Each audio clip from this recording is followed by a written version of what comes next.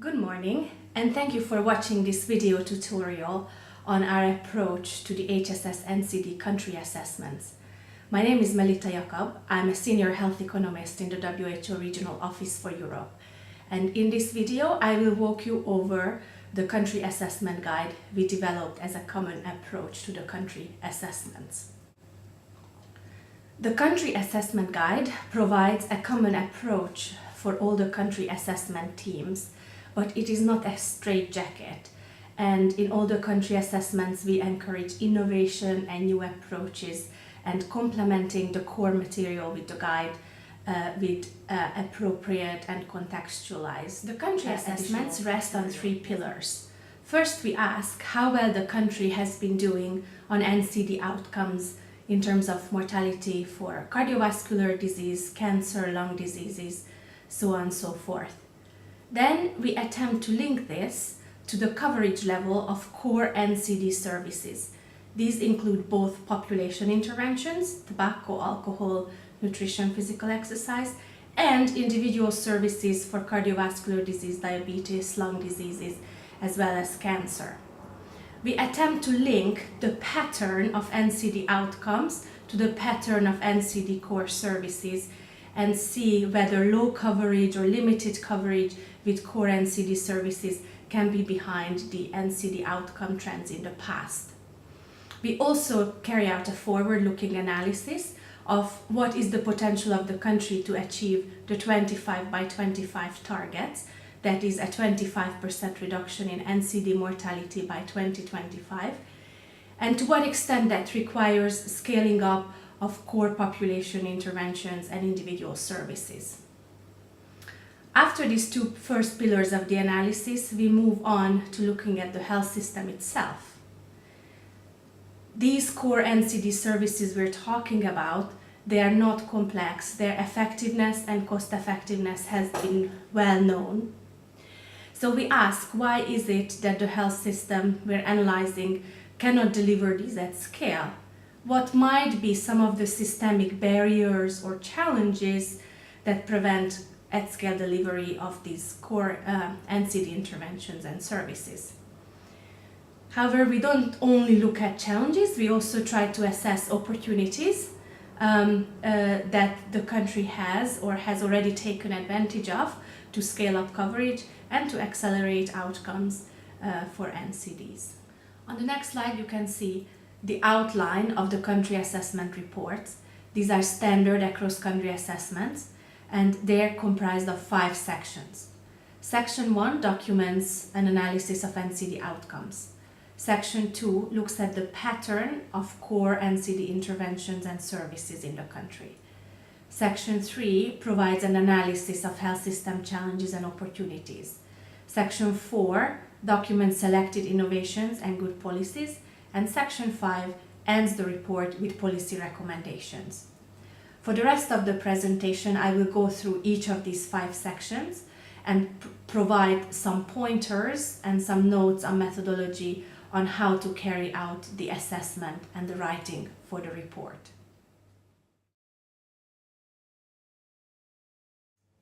So let's start with the NCD outcomes. We use the global indicators to which all member states of the WHO European region have committed to, but we modify the formulation of the indicators for data availability in Europe. Typically, we use the Health for All database as the data source because this provides standardized death rates, which makes the data comparable across countries. But we also vet these indicators against national statistics, and we use national statistics as well as survey data to complement the WHO Health for All database. The indicators are typically formulated as standardized death rates for population age 0 to 24 per 100,000, and this captures really the premature mortality or the premature disease burden for cardiovascular disease, diabetes, cancer, chronic respiratory disease.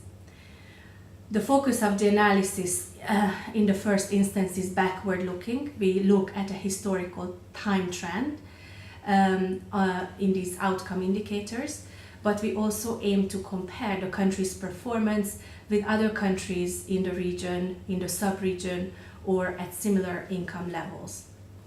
The analysis continues with a forward-looking part to see what is the potential in the country to achieve a 25% reduction in NCD mortality by 2020. The last bullet is actually very, very important.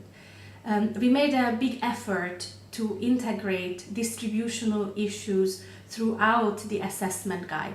So this means in the NCD outcomes part, in the part on the coverage of core interventions and services throughout the health system barriers, we seek to look at not only averages and how the average person in the country fares, but also to look at distributional issues, equity concerns, and marginalized or vulnerable populations.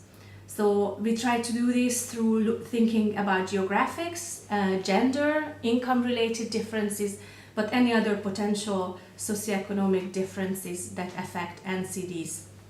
So it is very important already at the outcome phase to try to dig out as much data as possible on mortality rates across geographics, across gender, income-related, or related to any other factors.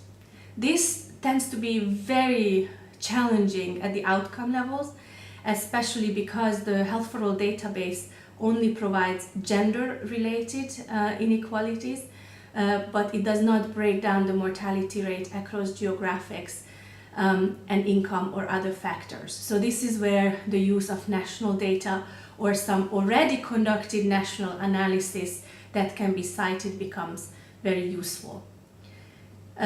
Typically in this work we don't have a chance to carry out original research around these areas, but this is why it becomes very important to explore what's already been done in the country and use and cite extensively already published or already carried out equity-related. Last point on NCD outcomes.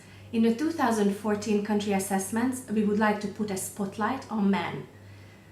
In the country assessments of last years, we noted and documented the patterns that, first of all, premature male mortality from cardiovascular disease is much higher among men than among women. Second, there is a much greater prevalence of risk factors for NCDs among men than among women, and a significantly lower utilization of primary health care controlling for fertility. In 2014, we would like to continue documenting this gender gap related to outcomes, risk factors, as well as utilization of core individual services. But we would like to go beyond this, and we would like to explore more why these patterns persist. Of course, in the literature, there are a number of hypotheses about this gender gap.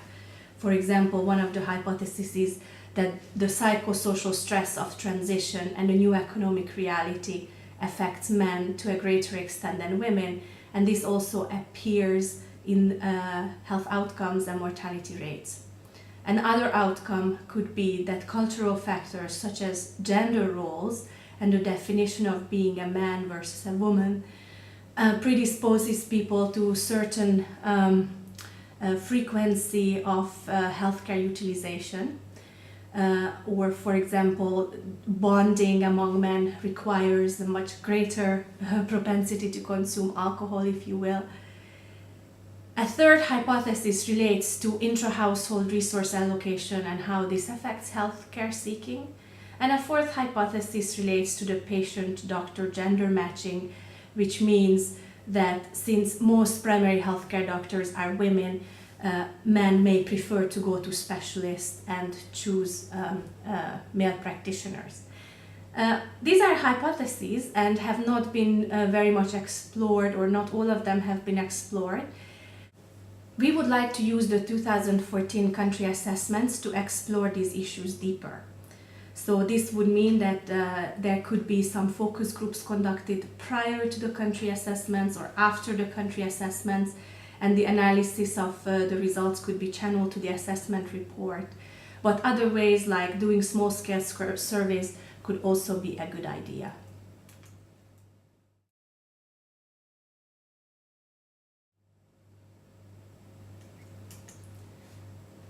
Let's now move on to the second section of the report, which is the coverage of core interventions and services. We know a lot what works to reduce NCD mortality, and what works is full delivery of so-called core interventions and core services. Let me now give you a definition of what we mean by core interventions and services. These services and interventions are evidence-based, have a solid evidence that they lead to a reduction in mortality. Second, they're high impact. Third, they're cost-effective. And fourth, they're feasible to implement in a large variety of healthcare settings or health settings or system settings, not only in high-income countries, but also in low and middle-income countries. For terminology, for clarity on terminology, we have divided these core interventions and services into population interventions and individual services. And let me expand on them now in the next two slides.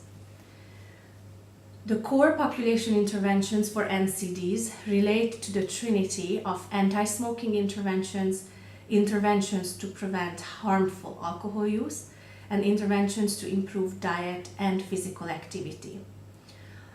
On this slide, you can see the interventions specified in greater detail, such as raising tobacco taxes, putting in place smoke-free environments, warnings about the dangers of tobacco and smoke, so on.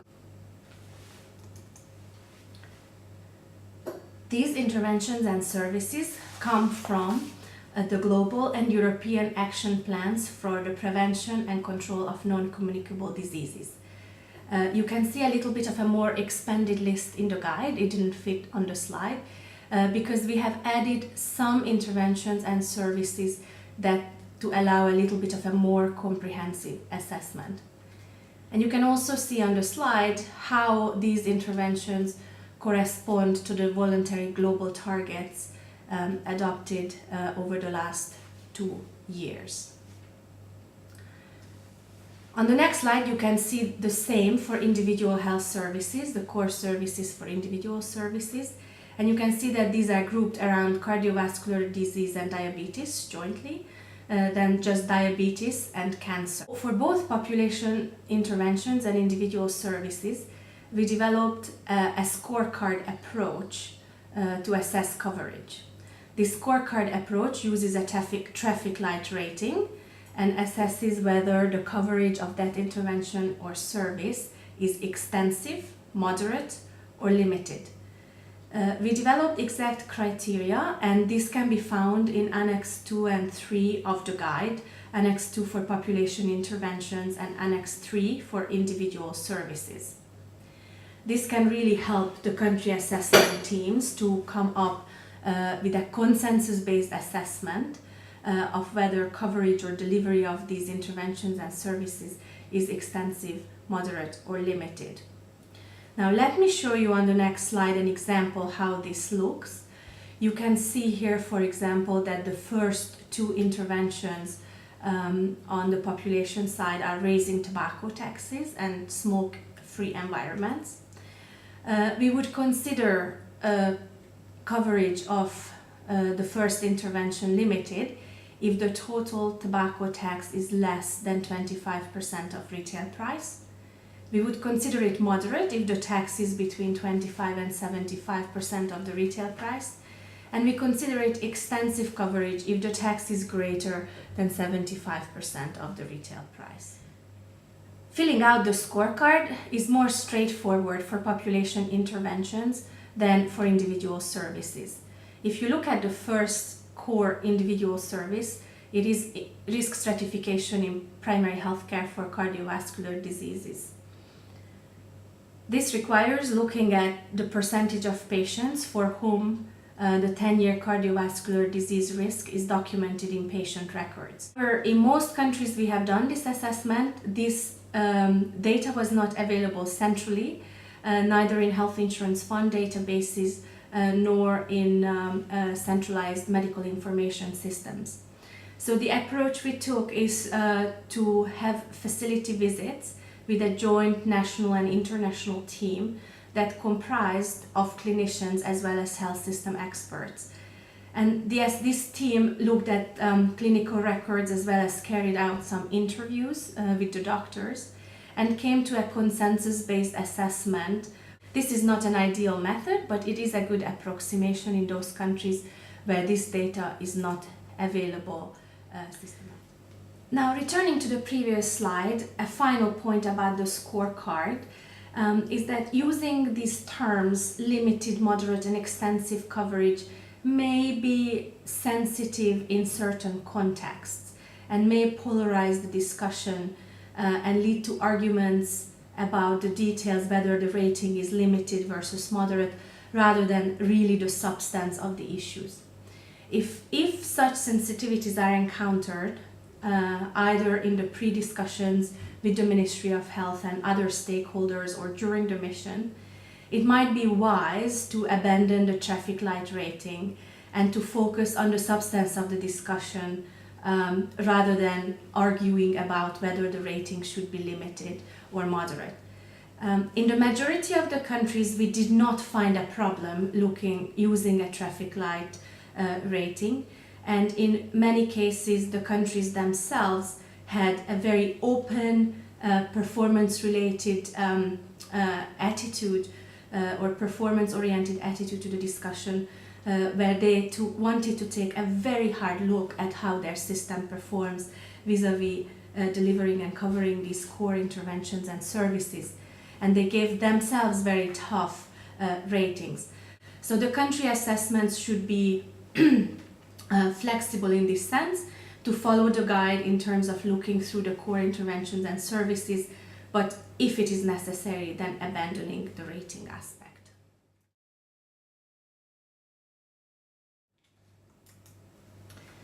After the analysis of outcomes and coverage of core interventions and services, we turn to exploring health system challenges or health system barriers that stand in the way of scaling up coverage and achieving good NCD outcomes, or conversely exploring health system opportunities. With Professor Mark Roberts from the Harvard School of Public Health, we have developed 15 health system features that could be viewed either as challenges or opportunities to respond to NCDs. These 15 challenges and opportunities vary a great deal from each other. Some of them are national level issues, some of them are health system issues, and some of them go down to the individual provider or even to the patient.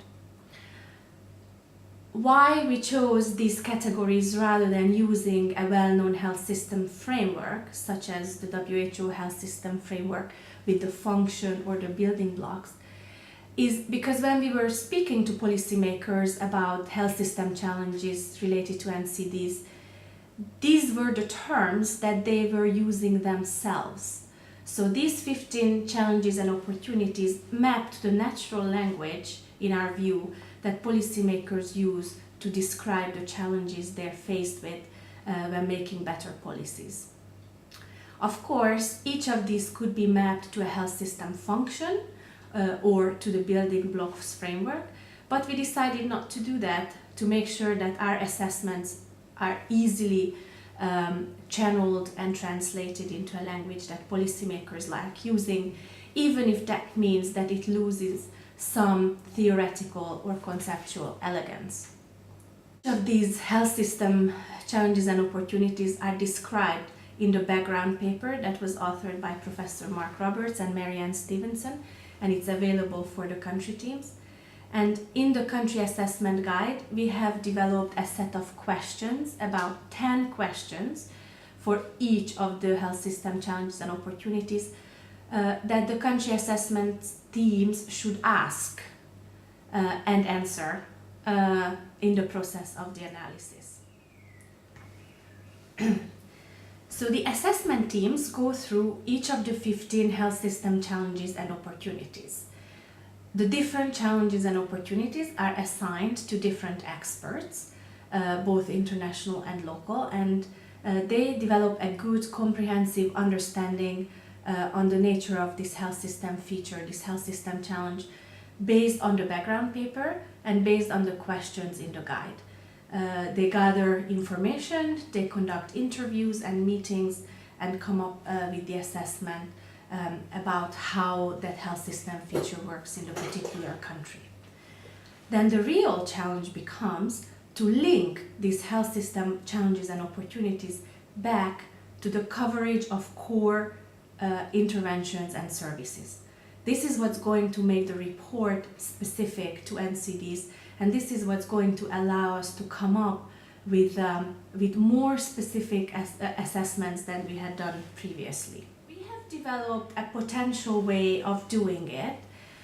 In the guide, we provide a worksheet to link closely the core interventions and services with the 15 health system challenges. In Annex 4, you can see this worksheet for population interventions, and in Annex 5, you can see the worksheet for individual services.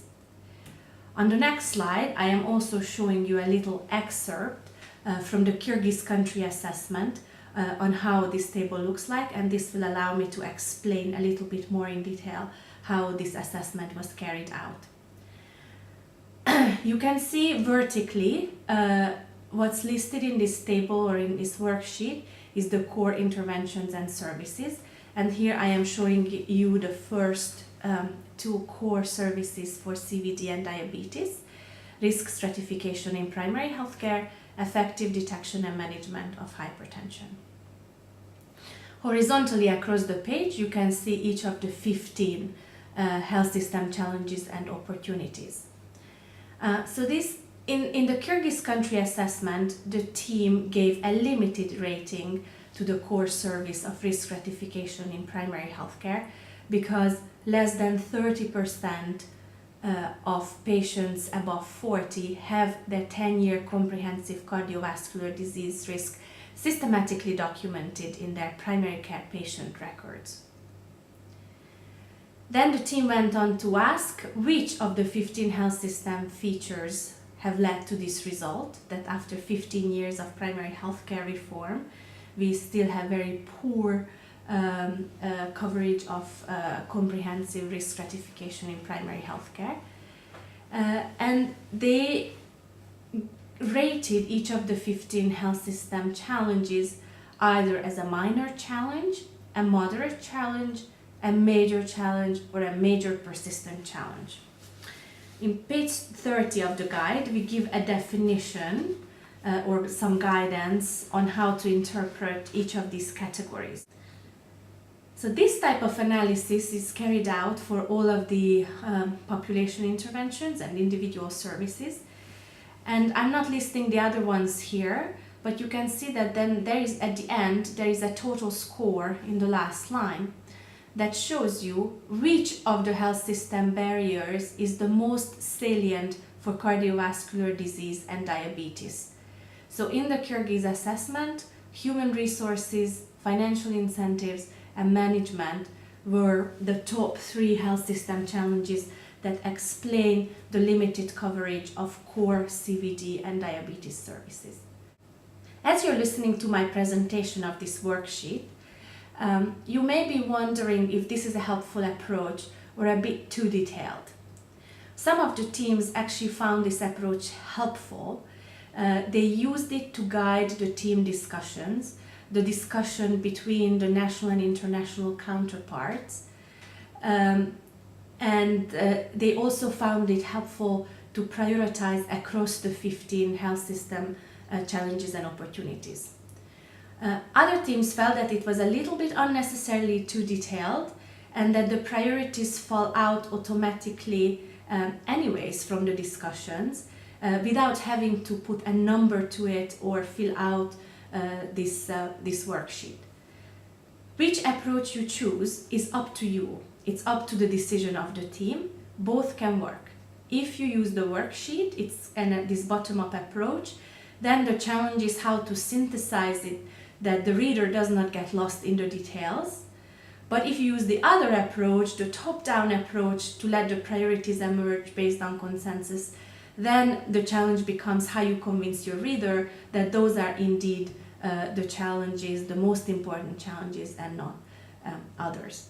So this requires a team-based, consensus-based decision, and there are examples for both approaches in the previous 5 country assessments.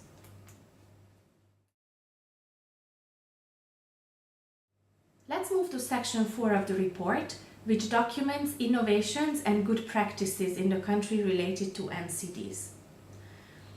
This is a very exciting part of the country assessments because we seek not only to establish some of the challenges and problems and areas of limited coverage, but also to tap into some of the innovations and good practices that have been done at the country level, document them so that other countries can also follow these, understand these examples and follow these examples.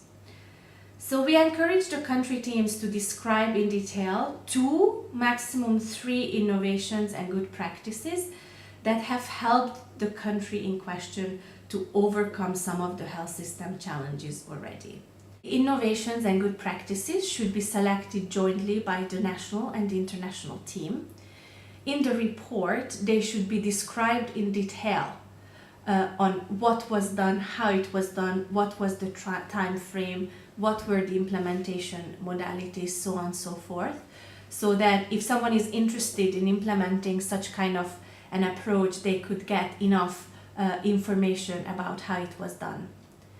Ideally, we would also like to document the impact of this innovation on behavior of physicians or behavior of patients, and if it's possible, on outcomes as well. Of course, this is a major challenge and we have not been able to live up to this in almost any of the previous country assessments, but this is a noble goal to strive for.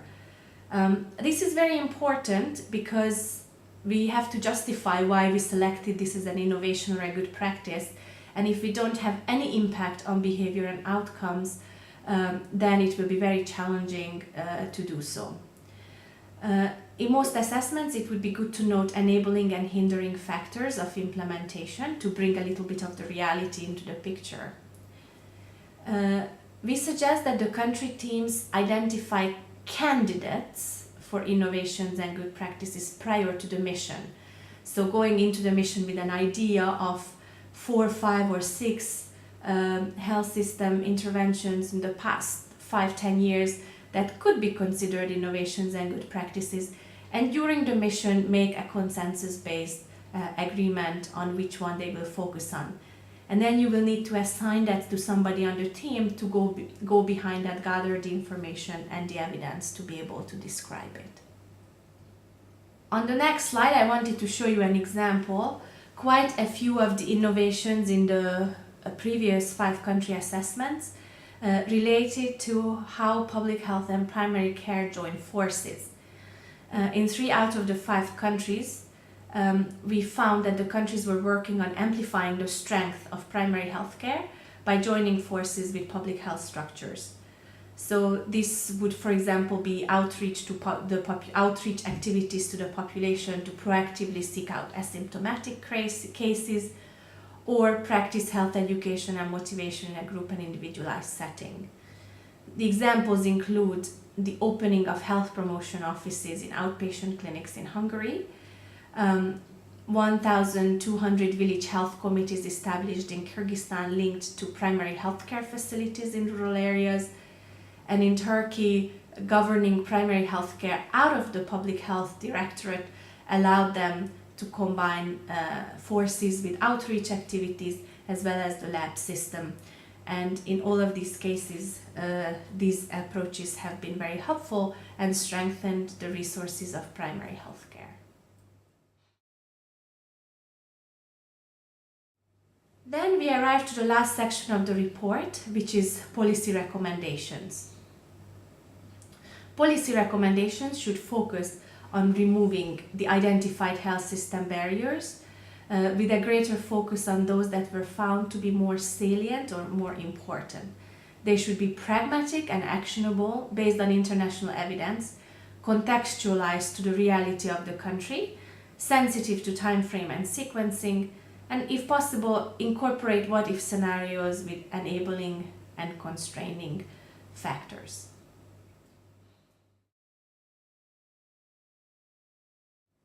And finally, I would like to end my presentation on a few suggestions or notes on methods.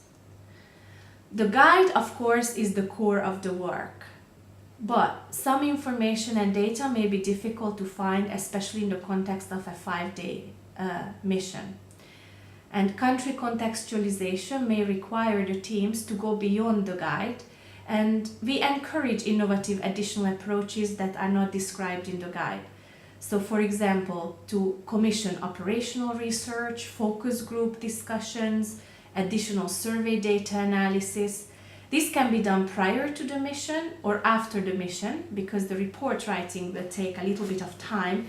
So there is a few months between the mission and the finalization of the report to commission additional work, not large scale, but relatively small scale, that can provide some additional helpful information and supporting evidence.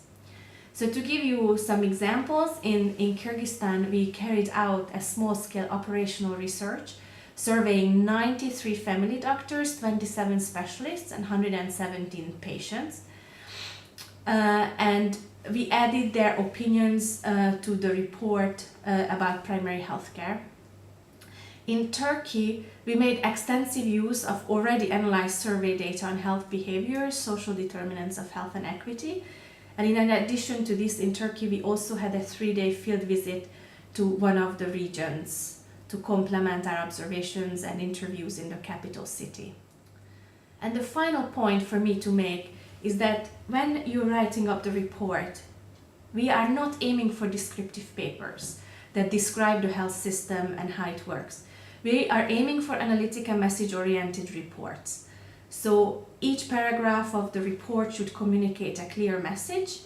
The first sentence of the paragraph should summarize this message, and then the rest of the paragraph should provide detail and supporting evidence. We found that this was fairly challenging because often the natural instinct was to provide a lot of background information, but it's better to reference it from health in transition profiles or existing health system descriptions, and only refer to it and keep the report as analytical as possible.